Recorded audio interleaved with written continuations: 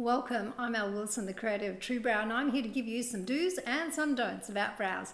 So we're here to talk about the natural brow and what are the absolute do's and the don'ts that are my top three.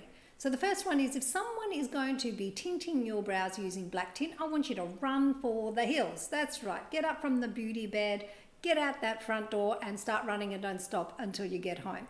Black is never ever a tinting colour that we want to use on a woman's face. It doesn't matter what colour her hair is, and it doesn't matter what colour her brow is. It is too harsh, it is too full on, and it will age you and it will make you look harsh. So say no to black tint. Another don't is, do not under any circumstances use black pencils. Now pencils are, really off the table for me. Otherwise I would have them in my TRUEBROW collection. The reason that I don't is because they're actually asking you to put color onto your skin.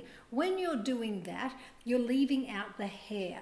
And so why we developed the TRUEBROW collection was because there was no product in the marketplace that could fill this need of really working with the brow hair the way that the collection does. So don't use black pencil. If you're going to use pencil at all, stick to a color. Even if you've got very, very dark brows or very dark hair, stick to the darkest color you can, but please stay away from black. So black tint, black pencils, off the table, off the table.